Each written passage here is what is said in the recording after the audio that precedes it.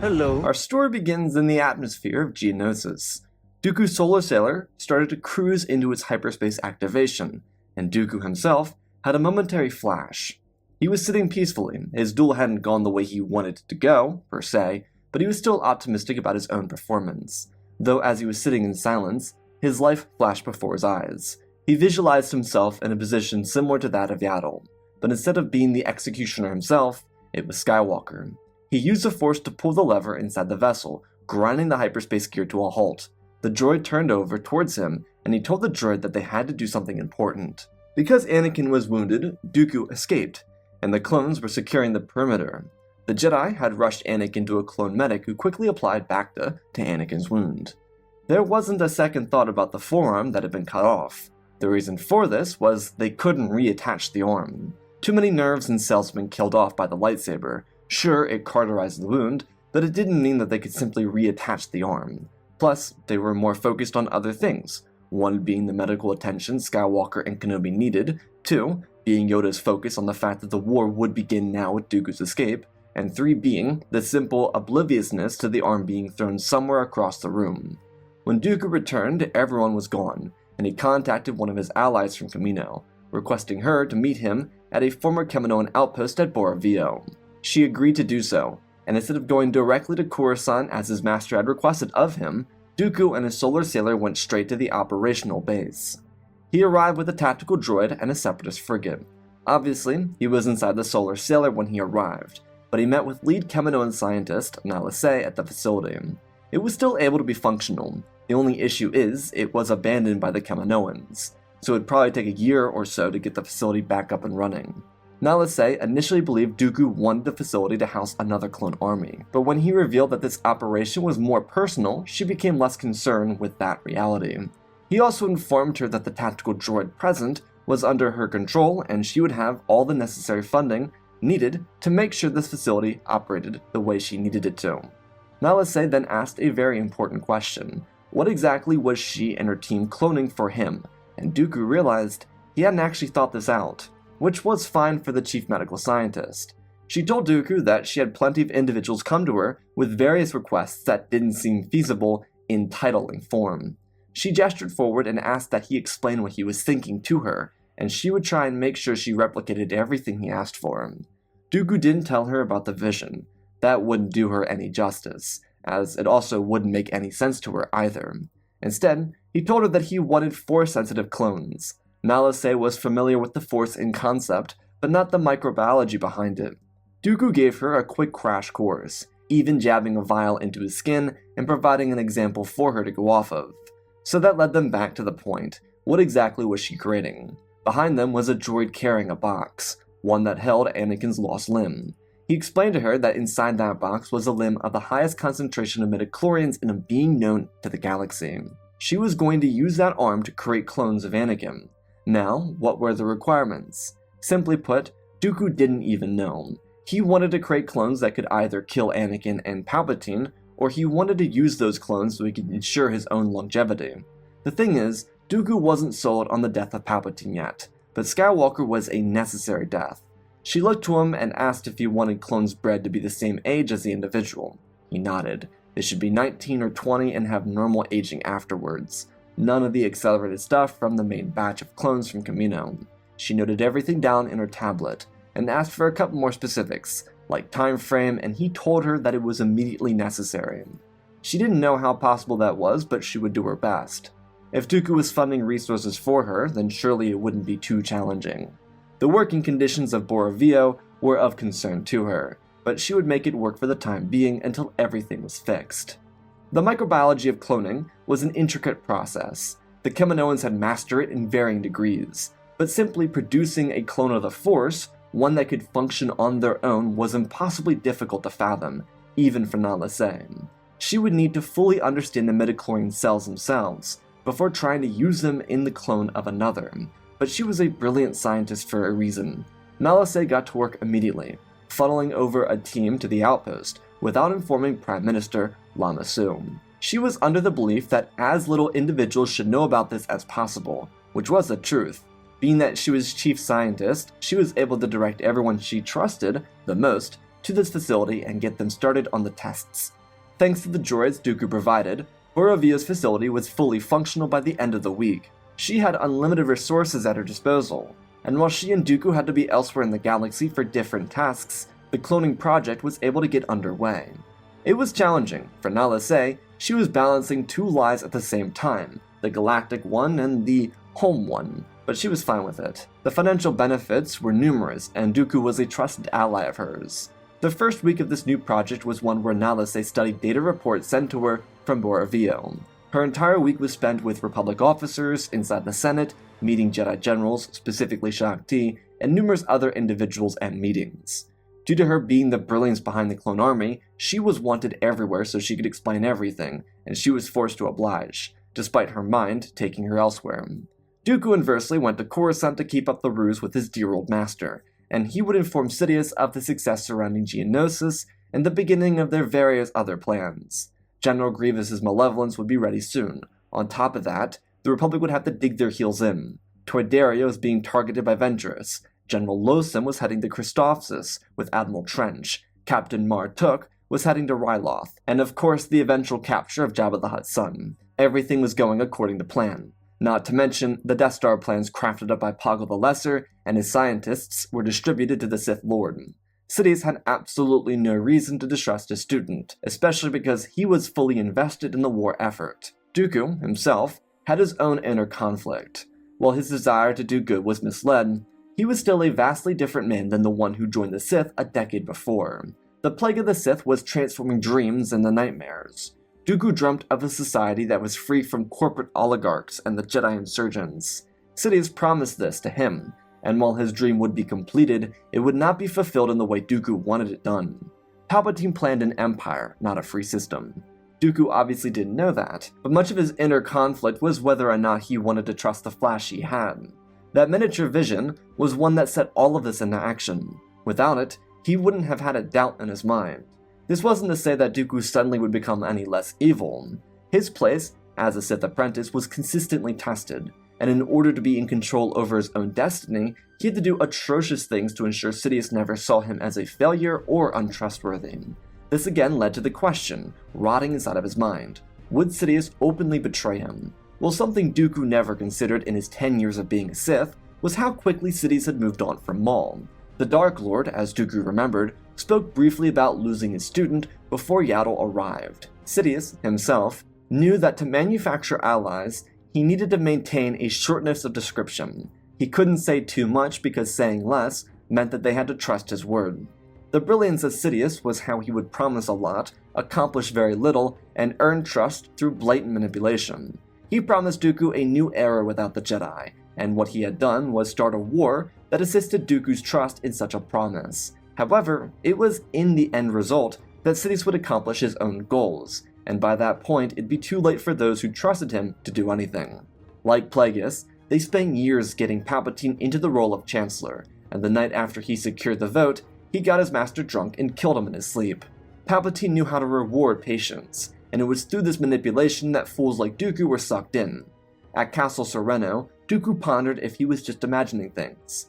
He knew that at the end of the day, Skywalker was likely his greatest threat, so he imagined two different scenarios based on the completion of the cloning project. Dooku thought that through the completion of the clones, he could use a fully functional clone with Anakin's personality to deceive Palpatine. So sure, this Anakin would have to kill the real Skywalker, but then he'd essentially pretend to be the real Anakin until Palpatine tried to betray him.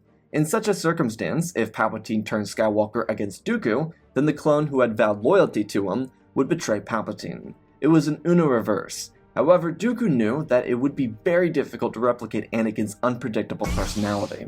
Despite not knowing Anakin much, he could tell by the way he acted on Geonosis. He was a lot like Qui-Gon, but worse. Dooku resented Skywalker with such a deep and visceral hatred. Honestly, going down this path would be better for Dooku as it was, because he could simply remove the greatest threat to him, which was Anakin. There was of course the other path, one that Dooku was much less certain about. Being that the clones were being pushed out of the cloning facility at Borovio, there was an opportunity to learn a Plagueis-era trick. Palpatine often gloated about his former instructor as if Plagueis' accomplishments were his own. Dooku always found it pathetic, but he never said anything because why bother? However, it was through Plagueis' understanding of the Force that he could survive eternally through essence transfer. Dooku didn't know how to do it, but he did believe that out of the two scenarios, this was most likely to happen, so he needed to prepare for it just in case it didn't. If he trusted the Kaminoans, which he did, he knew that there would be science-related complications due to trying to clone a midichlorian-filled being. So in this scenario, if Palpatine betrayed him, he could survive through another being's body. But that was problematic in his own way.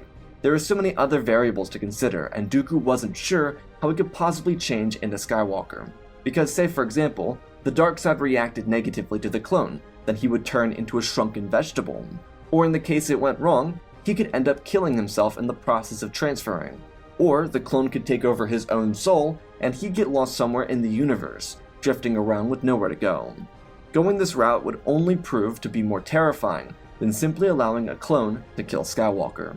But he had to spend his time preparing for both circumstances, because despite him requesting for constant updates from Nala Se, not everything was going perfectly on her end too. Nala Se understood Dooku's two directions by this point, and while what he wanted was crystal clear to her, she was trying to rapidly ingest information about a completely different side of cloning. Normal cloning was easy to her. She had simply mastered the craft, but what she was trying to do, at the accelerated rate she was trying to do it, put immense pressure on her and her team. However, thanks to Dooku's aid from Wat Tambor and the Techno Union, there were some sentient experiments that were brought to Borovio to assist the Kaminoans with their work. The Kaminoans weren't exactly thrilled to have the Techno Union scientists with them, because they typically like to work alone. But the added minds to work on this project with helped them craft more precise cloning machines. It also did help that Nala Se had droids at her disposal. It kinda made her wish Tipoca City had more droids in it because they were quicker and efficient with tasks that needed to be done. Despite Shaak Ti being at Tipoca City, she never questioned why the chief medical scientist was never present, and there was a big reason for this.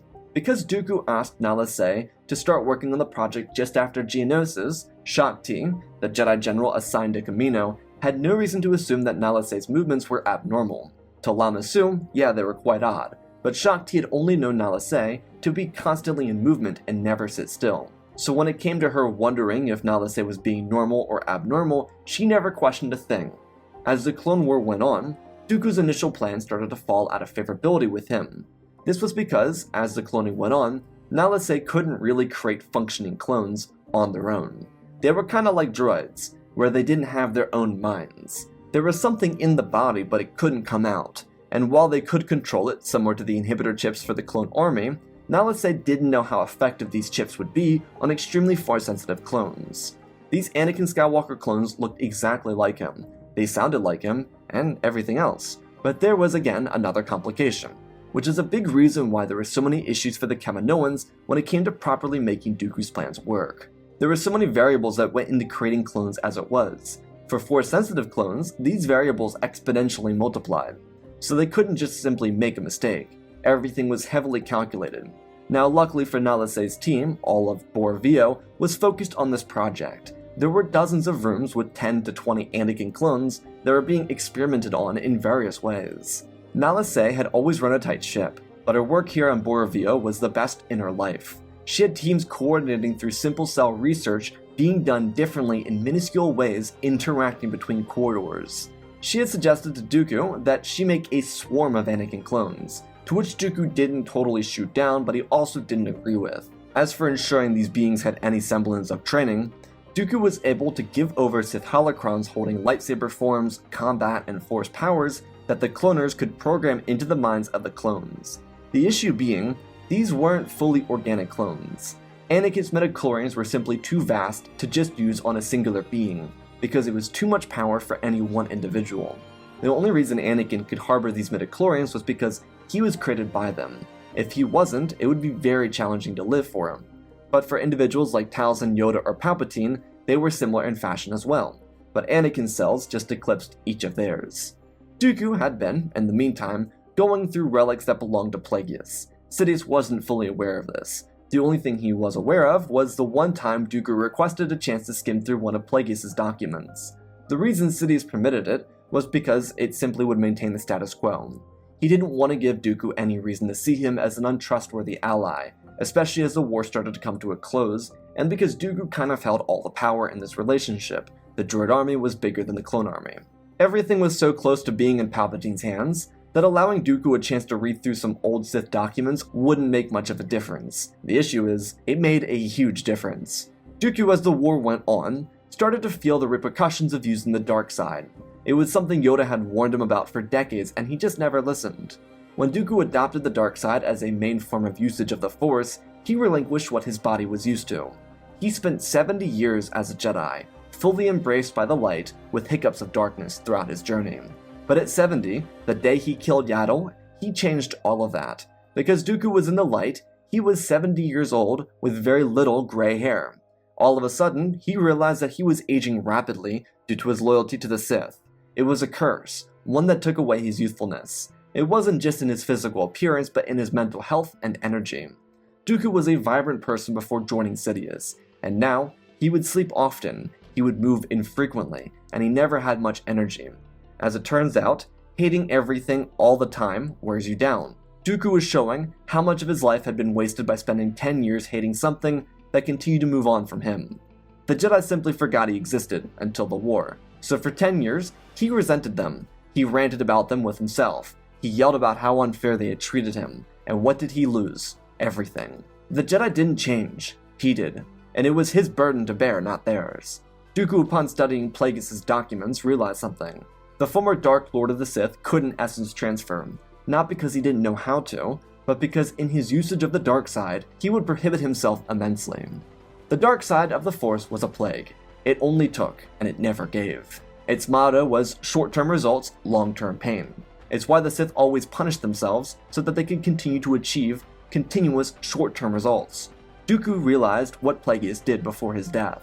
If he truly wanted to be eternal, he had to use the light. If Dooku wanted to essence transfer into a clone, he would have to forego his loyalty to the dark side. This didn't mean a permanent lapse of usage of the Sith way or the dark arts, but it did mean that he would have to lessen his loyalty to darkness temporarily if he wanted to have a shot at surviving this essence transfer. By the time the war was coming to a close and Dooku found himself inside the Invisible Hand, everything on Boravia was ready for him.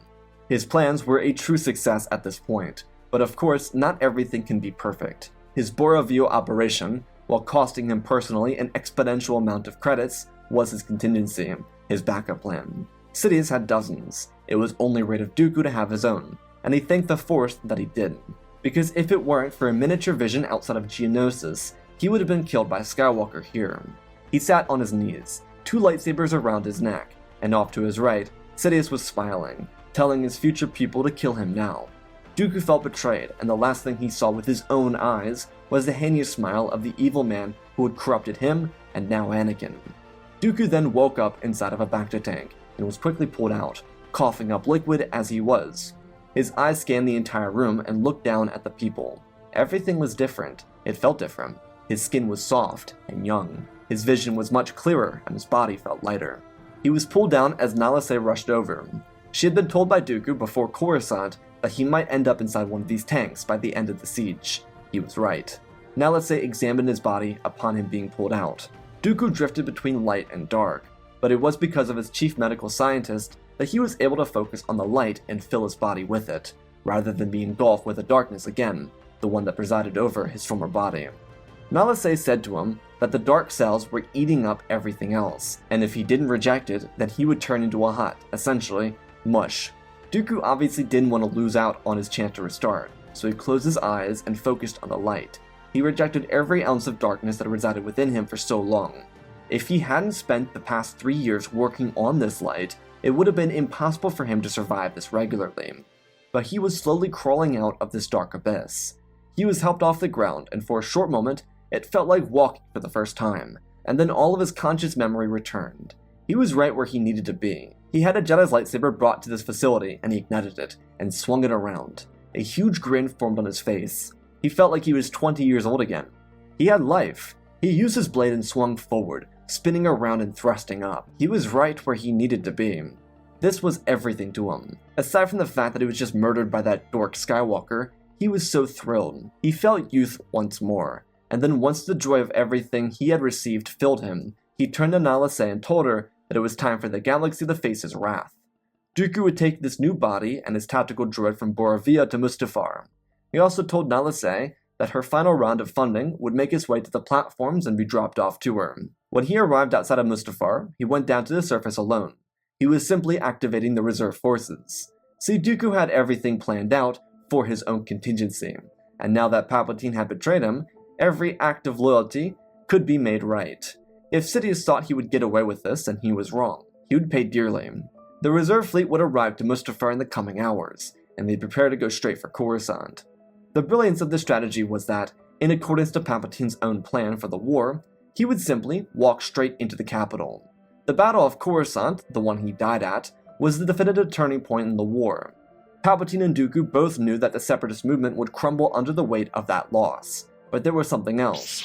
Because Palpatine had no reason to believe Dooku would survive, let alone send a reserve fleet to Coruscant, the planet was mostly undefended. Strategically, the war had been won for Palpatine. Of course, there was a small fleet there, but the rest of the forces, from the battle, were sent out to the Outer Rim sieges to quote-unquote confirm Republic victories. Dooku simply took this massive reserve fleet and moved for that capital. Due to the slight delay of events, everything was allowed to play out naturally. When Dooku's fleet arrived, Windu and the Jedi Council were just arriving to the executive building. When Dooku entered Coruscant airspace, the small fleet stationed to protect the capital was completely blindsided, and they didn't have a chance to survive. As per his own plan, Dooku decided to plan out the execution of Order 66. He would wait until the surface was secure though. The Republic surely would be making their moves back towards Coruscant as soon as they physically could, and as soon as they learned about this. Everything was perfectly in alignment, and even better, Kenobi had dealt with Grievous for him, so Dooku wouldn't need to worry about the droid general trying to usurp him in the future. Dooku, inside of his new and young body, watched the surface of Coruscant erupt into chaos. Anakin was in transit to the executive building when his shuttle was shot out of the sky and slammed down into the landing deck for the building he was trying to get to. This assault permitted Palpatine a chance to outright kill Windu, before Dooku's flagship shot rockets into the Chancellor's office, eviscerating the Sith Lord. While Dooku himself would have preferred the slow burn approach, he wasn't like Sidious. He wasn't here to take chances. He was here to win this once and for all, and that was it. Dooku's fleet was able to drop several thousand battle droids to the surface, release bombers towards the Jedi Temple, and catch the clones and Jedi completely off guard.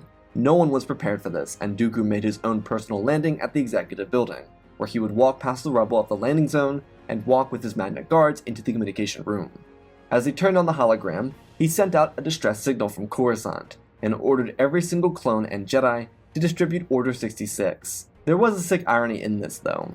The Jedi who happened to answer the communication saw Anakin Skywalker, and because they all trusted him, they took his orders. They did question why he looked like he did at Geonosis, but that wasn't a concern at the moment. He simply could have cut his hair and covered up his scar. It wasn't exactly unlike Anakin to do something erratic.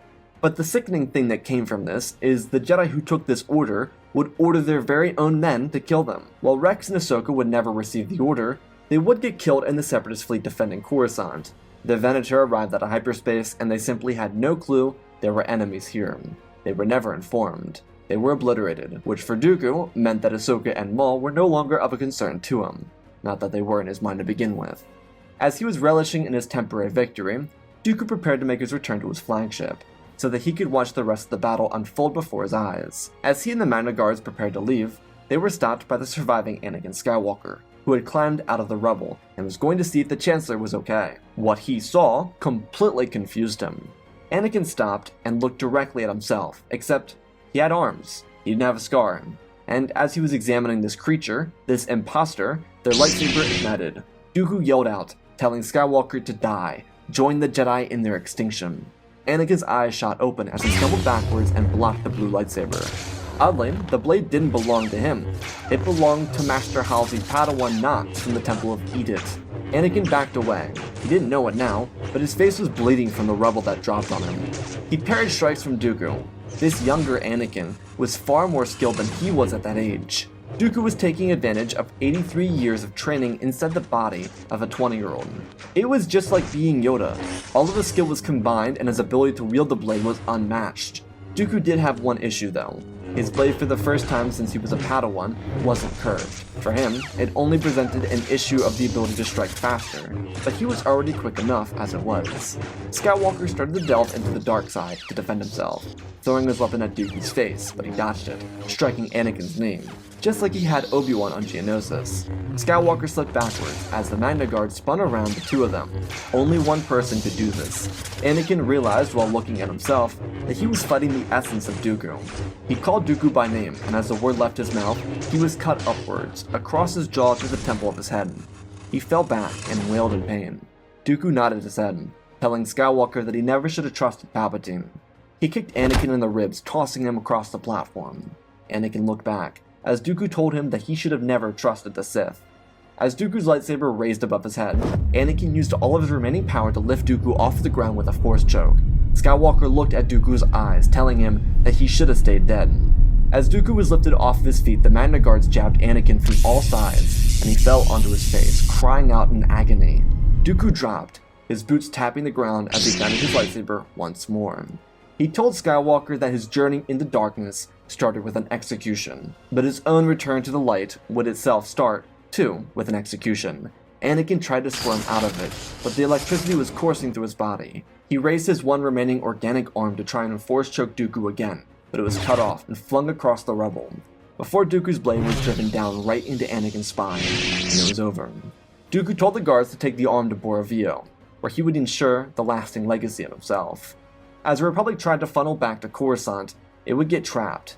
Due to the timing and the execution of Order 66, different results would come from it. Obi-Wan would reach the top of the mountain, making the execution of the Order force him to be surrounded by all of his men. The Master of Defense was proficient, but he was killed by both battle droids and clones. Commander Gree wasn't with Yoda when the Order went down. He had already joined his men on the front lines. Yoda would feel death, but he didn't know it came from his own men until he was clobbered with a shell from a turbo tank. Master Plo, while surviving, would get to the atmosphere of Keda Nemodia, where he would be caught in a tractor beam and shot out of the sky. Dooku's threats would slowly die out across the galaxy, and he'd be left with nothing but the tools to control his own empire. However, Dooku wanted to play this smart. He had won this as Anakin Skywalker.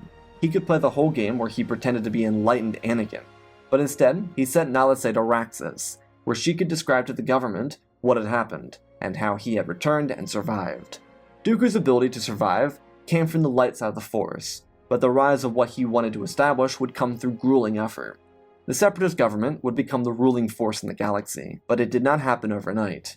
They had to overthrow the entire galactic core. Luckily for Dooku, there were contingencies created by the Kaminoans to shut down their clone army, just in case it became too much to handle. Because Dooku had promised Kamino representation in the future and prosperous business, he would force them to terminate every single clone through their use of inhibitor chips. It wasn't pleasant, but it needed to be done.